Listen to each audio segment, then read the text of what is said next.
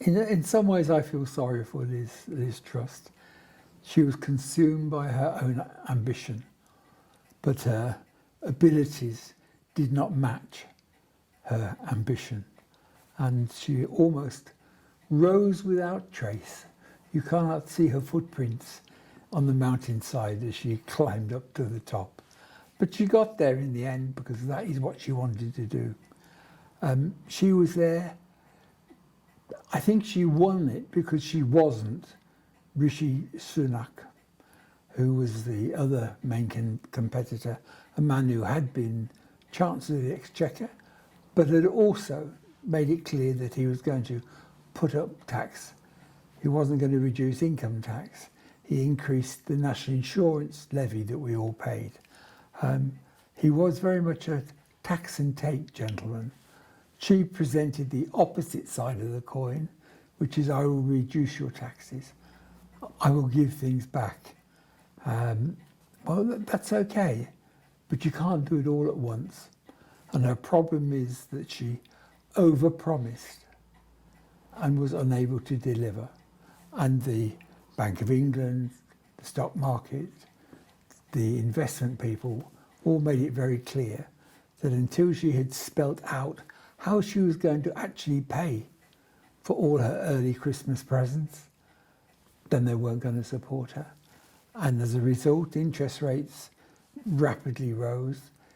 The inflation rate has gone up to over 10%, and her policies were an absolute disaster and had to be reversed after she had sacked her Chancellor, who was only implementing what she had promised, and the new Chancellor came in and reversed everything. And when everything you stood for has been stopped, turned around, then you can't stay. You have to go. People had lost confidence in her. She is the shortest serving Prime Minister in British history. The man who was next to that was there for 119 days, a chap called Canning. But he died, so he had an excuse for leaving early. So he died in office of pneumonia, and I'm afraid Liz Truss became the walking dead. And in the end, she had to disappear. The disaster and the incompetence are very much linked together. Had she been prepared to listen to people, proper senior advisors, she would never have tried with her mini budget to do everything all at the same time, which was the reduction of income tax, the reduction in national insurance, the reduction in corporation taxation, and the increase in defence spending to 3%. She would have done them gradually, where the economy could absorb it and cover the cost of it. But instead of that, she went off like a Roman candle, and everything had to be done at once. And you can't do that. It's like deciding you want to decorate your house, and you get decorators in to do every room at the same time, and then you want a new garden path laid, and you get somebody in to do that, and then the workers want paying. And you can't turn around and say, oh, I'm sorry, I haven't got the money. But that's what happened to Liz Truss. She hadn't got the money to do what she was trying to do. She had to go, she was incompetent.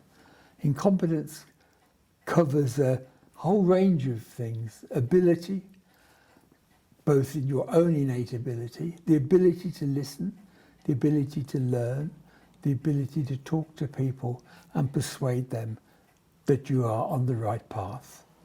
All of those abilities she lacked. It's sad, but she'll be in the history books. The Conservatives got themselves into a very stupid process. There were a number who always disliked Boris Johnson, and their attitude was very much against Boris. Anything we can do to get him out. The BBC journalists and some of the newspapers were exactly the same.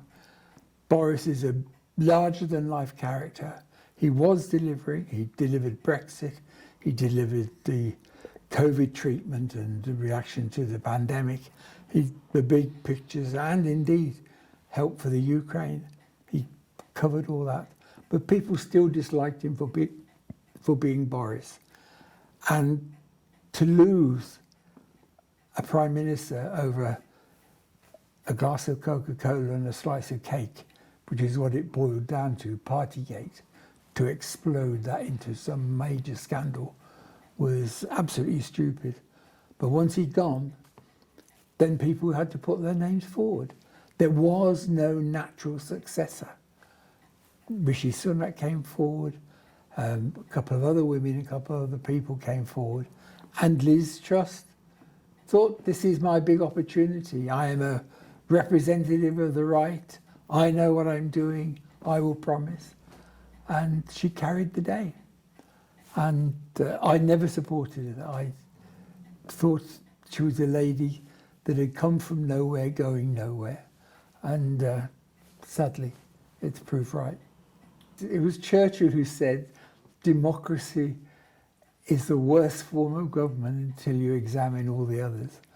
And I think Liz Truss has simply proven that over the last 45 days. I don't think there's anything fundamentally wrong with this system, because once proven she was incompetent and couldn't do the job, she went very, very quickly. There are other systems in the world where people are there forever. Indeed, we are fighting a war in Ukraine over exactly such a situation. That remains to be seen.